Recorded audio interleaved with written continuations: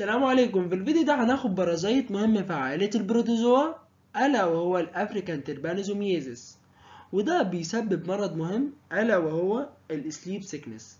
من كلمة سليب سيكنس إن الشخص ده بيدخل في ديب كوما.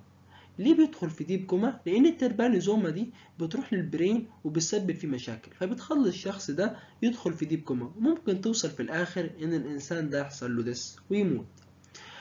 اما عن هي بتكون موجودة فين بالظبط، فهي بتكون موجودة في بعض الدول الافريقية اللي بتكون موجودة على خط الاستواء، لان هي بتحب في درجة تكون موجودة في درجة الحرارة العالية ووجود الرطوبة.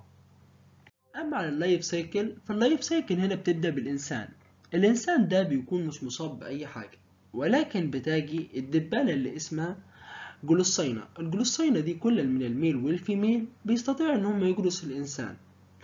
وزي ما أخدنا في اللايف سايكل السابقة كنا بنلاقي إن الفيميل هي اللي بتستطيع أن تجرس الإنسان، ولكن هنا في الجلوسينا كل من الميل والفيميل بيستطيع إن هم يجرسوا الإنسان، وبيكون موجود فيهم الانفكتيف ستيج اللي هو الشورت ستامبي ميتاسايكليك تربانوزوما. والشورت ستامبي ميتاسايكليك تربانوزوما ده أول ما بيدخل في الإنسان خلاص بقى جات بقى الجلوسينا دي وجرست الإنسان، فبيدخل بقى في البلد، وفي البلد هنا بقى بيبدأ يعوم، ولما بيعوم بقى بيروح في البلد ويتحول بعدين إلى حاجة اسمها التريبوماستيجوت. التريبوماستيجوت هنا بيكون موجود اكسترا سيلولار، مش بيقدر يدخل بداخل الماكروفاج، على عكس الليشمانيا اللي كانت بتبقى قاعدة جوه الماكروفاج. فهنا طبعا الماكروفاج شغالة تحارب في التريبوماستيجوت اللي موجودة في البلد، فبعدين كده الإنسان ده خلاص بقى بيجي مصاب بالتريبوماستيجوت. التريبوماستيجوت ده الإنسان بيجي مصاب بيها، فبتجي بعدين الدبانة دي اللي هي اسمها الجلوسينا عشان تجي تجرس الإنسان وتاخد وجبة الدم منه. فلما بتاخد منه وجبة الدم هي كده حصلت على التريبوماستيجوت. التريبوماستيجوت ده اللي حصلت عليه بيجي يتحول كده في داخل المعدة بتاعتها إلى الإيبيماستيجوت لحد ما يوصل للسليفري جلاند ويتحول إلى الشكل بتاعه الأساسي اللي هو الشورت ستامبي ميتاسايكليك تربانوسوما. وبعدين يبدأ بقى الدبانة دي اللي اسمها الجلوسينا إن هي تجرس إنسان تاني وتنقل العدوى ليه، أو إن هي تجرس نفس الإنسان وتعمل له هايبر انفكشن. وعشان نعرف أكتر عن اللايف سايكل دي، فاللايف سايكل دي لو حددنا كده هنلاقي مين الديفينيتيف هوست. الديفينيتيف هوست هنا الإنسان. الديفينيتيف هوست هو هنا اللي جاله الديزيز، وهو هنا اللي اتعرض للانفكتيف ستيج. بينما هنا مين الفيكتور ومين الناقل؟ هو طبعا الجلوسينا الدبانة دي اللي جرست الإنسان ونقلت ليه الديزيز. كمان هنا ازاي حصل المود اوف انفكشن؟ من خلال ان الجلوسينا جرست الإنسان وادت له الانفكشن. كمان المود اوف انفكشن ممكن يحدث من خلال ايه تاني؟ ممكن يحدث من خلال البلاد ترانسفيوجن، لان كده الانسان ده مصاب، لو عمل بلاد ترانسفيوجن هيعدي انسان تاني غيره، او من الام للفيتس. وكمان هنا ازاي حصل الانفكتيف ستيج؟ الانفكتيف ستيج اللي كانت موجودة في كل من الميل والفيميل جلوسينا هي الشورت ستامبي ميتاسايكليك تربانوزوم.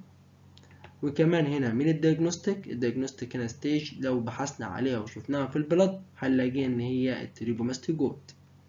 هنا هناخد حاجة اللي بتخلي التربانوزوما ان هي بتسبب الديزيز، وان هي بتقدر تعمل وتستخبى من المناعة بتاعت الانسان. هي بتعمل immune evasion. يعني ايه immune evasion؟ يعني بمعنى كده مختصر ان هي ازاي بتستطيع ان هي تستخبى وتدارى من المناعة بتاعت الانسان. ده بتخيلنا كده ان التريبوماستوجوت دي اللي دخلت للانسان، وادي التربانوزوما. والتربانوزوما دي بيكون عليها الانتيجين اللي عليها. فالانتيجين ده طبعا انتيجين غريب ودخل في الجسم، فطبعا من الطبيعي ان انا جسم الانسان هيكون له انتي بودي ضده. فلما الانتي بودي ده ضده يتكون، يجي بعدين كده التربانوزوما كده عندها حاجة، فبتعمل حاجة اسمها الفاريشن سيرفيس جلايكوبروتين. يعني ايه فاريشن سيرفيس جلايكوبروتين؟ تجي تغير من الانتيجين اللي كان موجودة على جسمها وتخلي شكل الانتيجين انتيجين تاني، فكده الاجسام المضادة اللي اتكونت ما بقتش ليها اي لازمة، ولكن الجسم كونها وخلاص. فبتجي بعدين بقى الجسم بقى بيكون انتي بودي للأجسام للأنتيجين اللي اتكون جديد. فبعدين بتلاقي برضو هكذا ان هي شغالة تعمل الفاريشن ده شغال مستمر. فكده انتوا متخيلين الجسم هو داخل التربانوسوما ده شغال يكون اجسام مضادة بكميات مأهولة.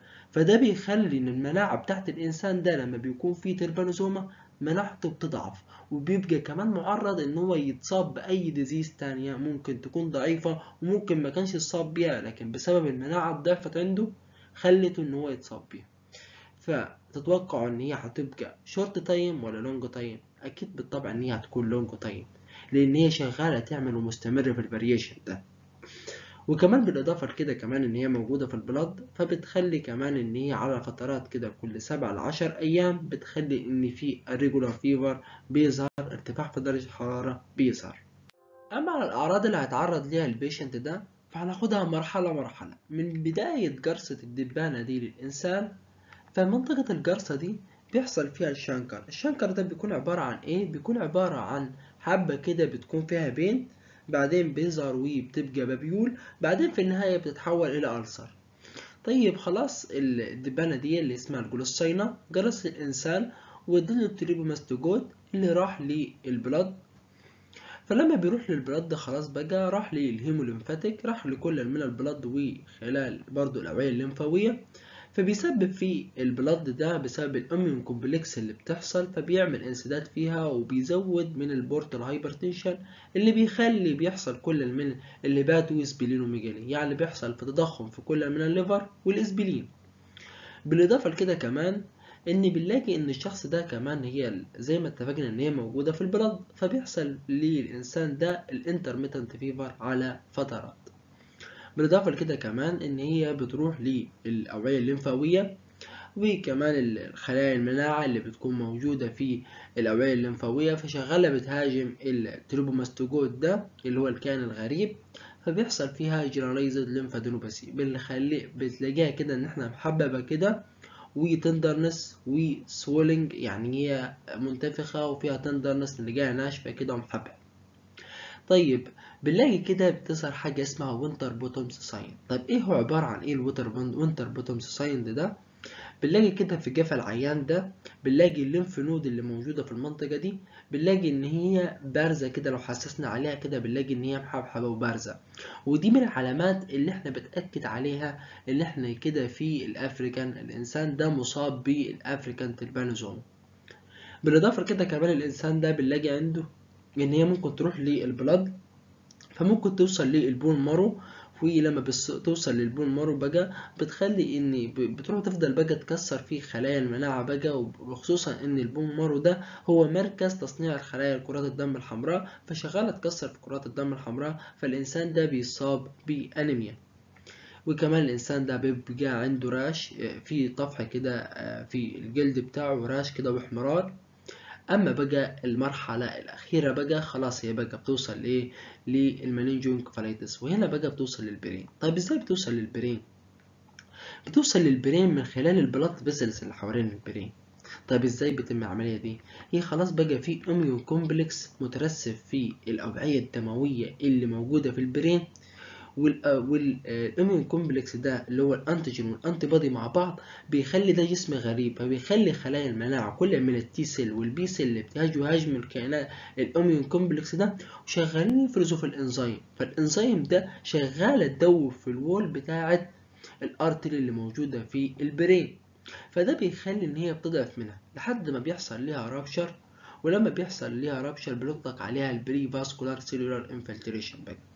تبدأ بقى خلاص بقى حصل انفلتريشن، والتريبوماستوجوت ده والاميون كومبلكس كل منهم بقى راحوا للبرين وابتدوا بقى ايه يسببوا المشاكل. الاعراض بتكون عبارة عن ايه؟ بنلاقي ان الشخص ده عنده هيدك، عنده صداع. بعدين كده بنلاقي ان الشخص ده بقى ايه؟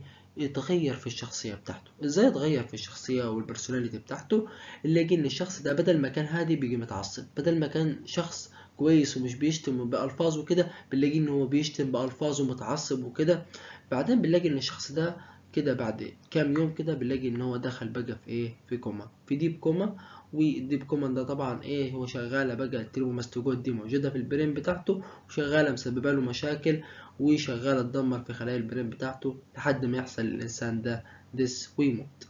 اما عن التشخيص، فالتشخيص بيكون عباره عن ان احنا بنشوفه الاعراض اللي اتعرض ليها البيشنت ده، الكلينيكال بيكتشر، نلاقي زي الوينتر بوتومز ساين اللي احنا اتفقنا ان هي من الاعراض المهمه، احنا بنشوفه في جفا العيان ده، بنلاقي ان الليمف نود كده لما بنلاقي نحسس عليها، وكمان الشنكر اللي بيكون موجود في مكان الجرثه بتاعه الجلوساين.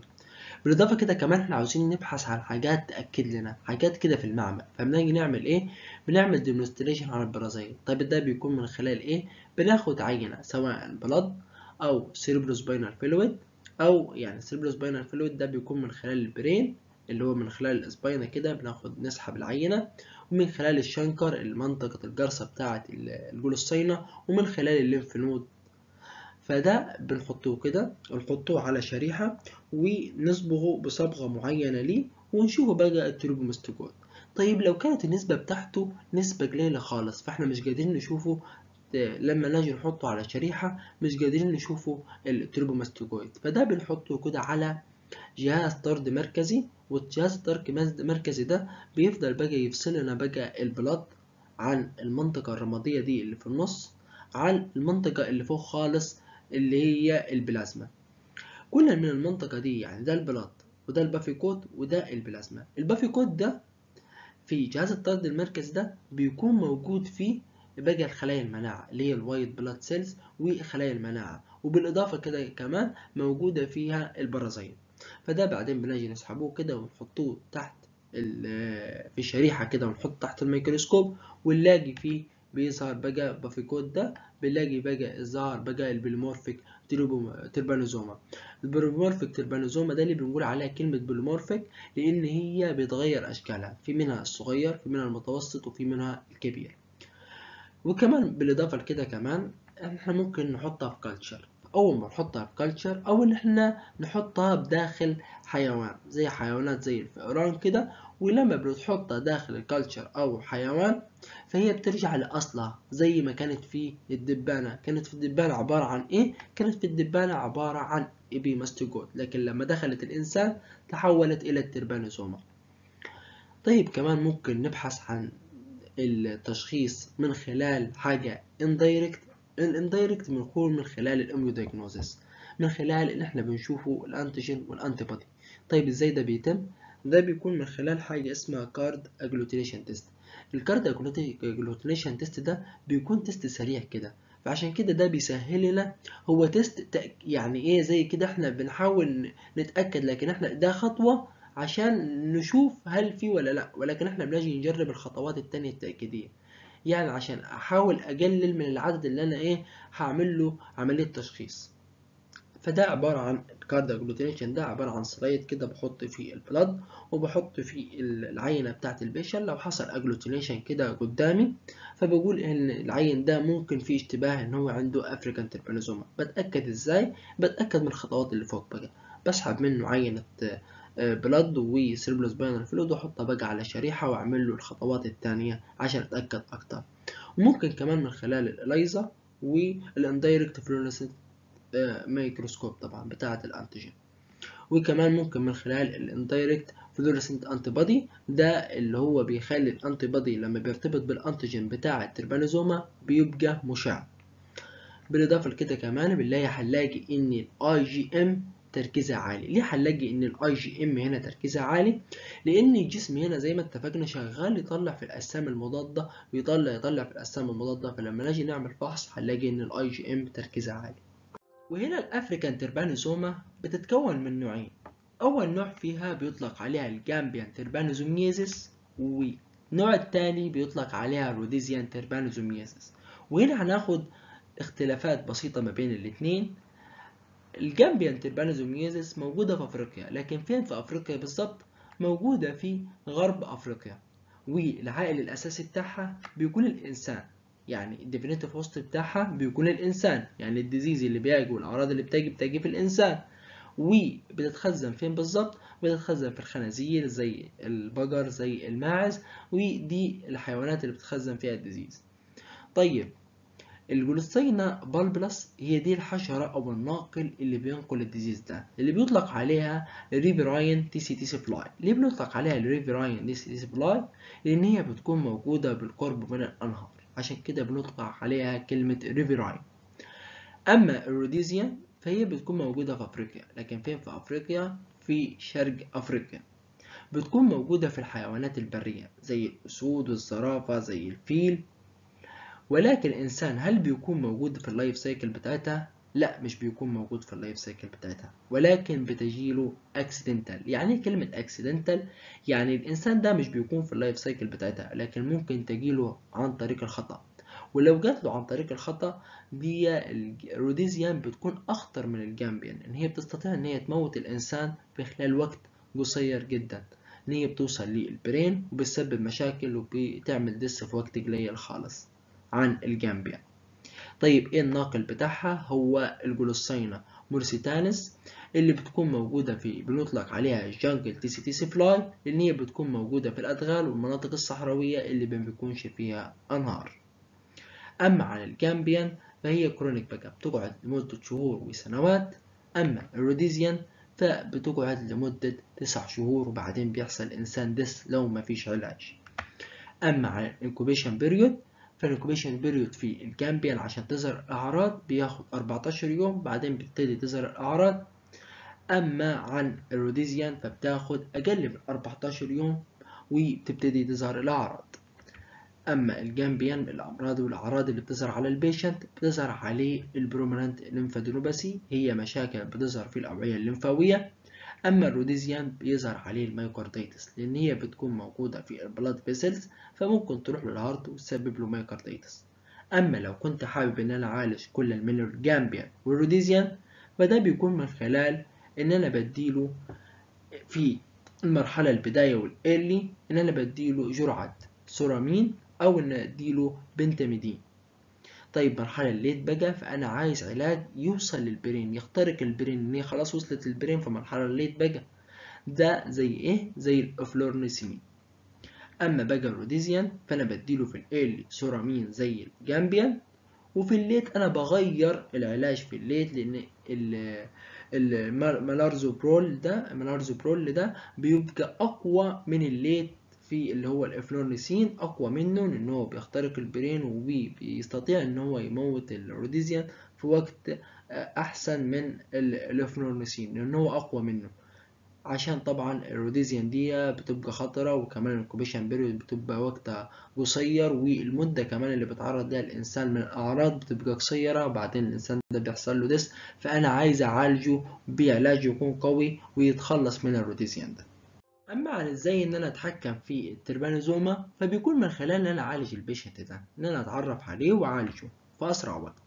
طيب إزاي إن أنا أعمل تشخيص سريع كده؟ ان انا اعمل تشخيص كده مبدئي. طب ازاي نعمل تشخيص مبدئي؟ من خلال الكارد اجلوتيليشن تيست. كارد اجلوتيليشن تيست ده زي ما اتفقنا ان احنا بنجيب السلايد ده وبنشوف هل ده عنده ولا لا، في احتماليه ان هو يكون عنده ولا لا. بعدين انا بعمل التيست الثانيه بقى اللي بتكون في المعمل عشان اتاكد هو اللي عنده التربانوزوما دي او لا. طيب ممكن اعمل ايه؟ وكمان ان انا اعمل فيكتور كنترول، ان انا اتخلص من الحشرات اللي موجوده من خلال المبيدات الحشريه. بالإضافة لكده كمان أنا لو رايح مكان مثلا أو رايح مناطق فيها حشرات كتيرة في أفريقيا وكده، فأنا بحاول إن أنا ألبس حاجة كده بتكون بكم، وبتكون اللون بتاعها يعني إيه، يكون كده برايت ساطع كده، لأن الحاجة الساطعة بتخلي عين الحشرات دي بتزغلل ومش بتحب الألوان دي، هي بتحب الألوان الهادية عشان تروح ليها وتبقى قاعدة فيها. عشان كده لما بنلبس الألوان ساطعة هي بتبتعد عننا. وبكده نكون وصلنا لنهاية الفيديو. داتا الفيديوهات هتلاقوها على قناة التليجرام. لا تنسوا الاشتراك وتفعيل زر الجرس كي يصلكم كل جديد، والضغط على زر اللايك ومشاركة القناة على أوسع نطاق.